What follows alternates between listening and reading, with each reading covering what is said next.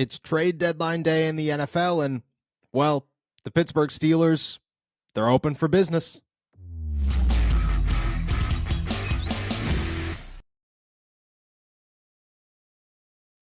What's going on, everybody? I'm Noah Strackmine. Thank you for jumping on to Steelers to Go, your daily to-go cup of Pittsburgh Steelers news and analysis. Find us on youtube.com/All Steelers Talk and subscribe anywhere you get your podcast. The Pittsburgh Steelers, they are open for business, ready for anything that comes their way at the trade deadline. They have until 4 o'clock today to make a move, and, well, there are two, maybe three that really make a lot of sense, are now open and ready for them to go make a move.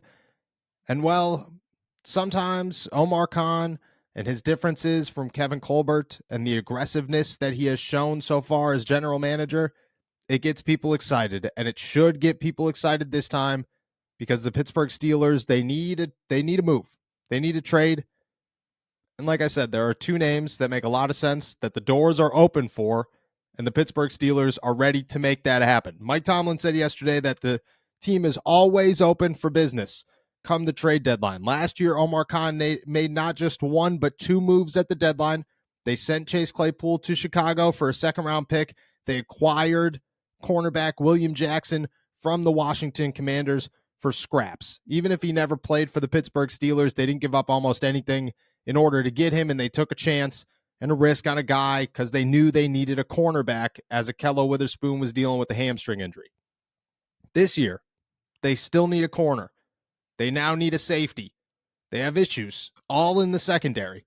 And there are two names that are available that they can go out and get, and I believe could be options that won't cost them too much in return, that will not affect their salary cap situation almost in any which way or form, and have the ability that if they don't work out, you move on, and if they do work out, it's a great move for the Pittsburgh Steelers. Overnight, the Chicago Bears allowed cornerback Jalen Johnson to seek a trade before the deadline. He has until 4 o'clock today. The 24-year-old had 2 interceptions just a week ago for the Chicago Bears. It felt like things were over. There was no chance that he was going anywhere because he was going to sign a deal with the Bears, his second NFL contract. The guy has started 45 games since coming into Chicago as a second-round pick in 2020. He has never not started a game that he has played in.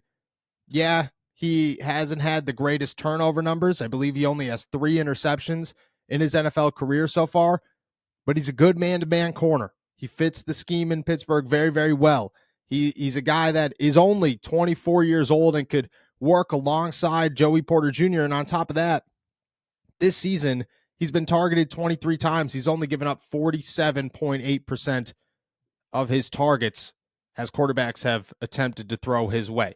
He's a young option. He's an option that if you're going to build next to Joey Porter Jr., who the Pittsburgh Steelers have now announced is their starter moving forward, that is the probably second best option that you could come up with, the other being Patrick Surtain, obviously, but that's going to cost you an arm and a leg. That is by far the best move you can make if you're the Pittsburgh Steelers, is to go get Pat Surtain and say, hey, him and Joey Porter, that's our corners for the next 4 to 5 years. Easy. That solves all the problems with 2 young stars, one already a superstar in this league. But Jalen Johnson is a very good backup plan. He is an option for the Pittsburgh Steelers to build and say, hey, this is our solidified young cornerback group for the next 4 or 5 years. We could develop around them if need be. Hopefully Darius Rush comes back or is able to do something by the end of the season and moving forward. Hopefully Corey Trice comes back next season and could develop into a piece that you could work with. Pat P is going to come back for another season in 2024. That allows them to have at least 3 cornerbacks moving forward. I think it makes a lot of sense. For this season, you have no idea what's happening with Levi Wallace and his foot injury. And really, worst case scenario, you could send a veteran to Chicago to kind of pad that package that you're going to give for Jalen Johnson. Makes a lot of sense. What does a trade compensation look like? That's tough, but it's been floated out there that the Bears are really only going to look for a 3rd or a 4th round pick.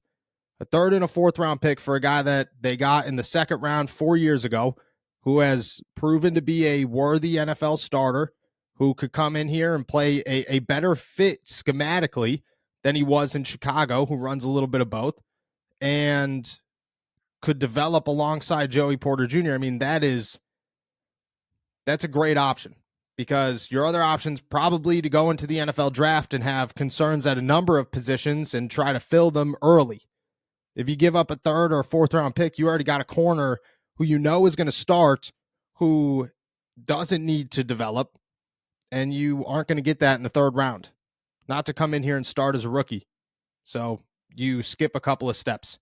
I think it's worth it. I think it makes a lot of sense for the Pittsburgh Steelers. The other option is another name that we talked about more than once on this channel and on this podcast, and that is Justin Simmons, safety for the Denver Broncos. People are going to say, why would the Steelers want a safety? That doesn't make a lot of sense. Well, it does right now, and it probably does until the end of the season. Minkah Fitzpatrick goes down with a hamstring injury. You have no idea how long he's going to miss, but he's certain to miss at least this game. You have to think that hamstring injuries, they're tough. They have proven time and time again to get the best of players, to keep them sidelined.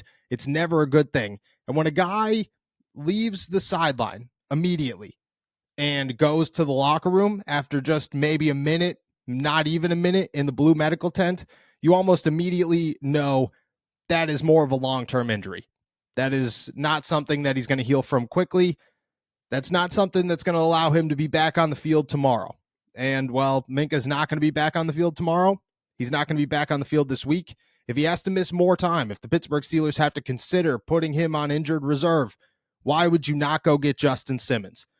Connor Orr of Sports Illustrated has said that the Denver Broncos might only be asking for a third-round pick for this guy. And yeah, he comes with a huge cap hit. I believe it's a little over $18 million this season, but there's an out next year. If you no longer want to work with that, you could try to restructure a deal. I get it. He's 30 years old, so at some point you're probably going to want less money for a safety.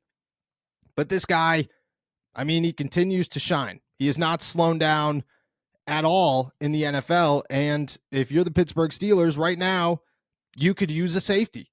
You could use somebody to step back there and play with Minkah Fitzpatrick. I think it's their most pressing need, because what you watched from DeMonte KZ and Keanu Neal and Miles Killebrew after Minkah went down was, well, very concerning. So if Patrick Peterson moves back to safety, cool, go get Jalen Johnson. That makes a ton of sense. If Patrick Peterson's going to play corner and you only have one move in you, if you're the Pittsburgh Steelers, Justin Simmons is your guy, because you want him to be a reliable veteran and not miss a step because you lost Minkah Fitzpatrick. This is a team that's going to win on their defense. This is a team who believes that this season is very much so alive. They're 4-3. They're not going to give up on the year. They've never given up on a year, but they're certainly not going to do it when they have a winning record and when they're 2-0 in the division. Everything is still pointing up for the Pittsburgh Steelers. Why would you take a chance and say, well, our safety room has two guys that used to start a while ago. Miles Killebrew hasn't started or played defense in a couple of years, and Elijah Riley, who we didn't even trust to put in the game even after Minkah Fitzpatrick went down. I mean, Justin Simmons is coming off of an interception last week against Patrick Mahomes. That's as good as it gets, obviously. The Denver Broncos are looking to ship everybody and anybody out of Denver as quickly as they could and acquire draft picks and begin this second half tank so that they could go get whoever they want to go get in the NFL draft. Justin Simmons is a name. Jalen Johnson is a name. I think either one of those makes a lot of sense depending on how you want to fill the other position, and I think Patrick Peterson is your option there. He's either going to play safety or he's going to play corner, and if he plays corner, you go get a safety. If he plays safety, you go get a corner. I think you go get both. If you could go get Jalen Johnson for Levi Wallace in a fourth and then go get Justin Simmons for a third, why would you not do that? Why would you not look at both of those pieces and say, why not? You know, what are you holding back from? You trying to pay a quarterback? No. You're trying to win through your defense. Go win through your defense. Go fill the holes that you have there, and those holes are very obvious. Corner, safety, the door is open for both. The Steelers are open for business. Today's the trade deadline. Maybe we could kind of expect something to happen.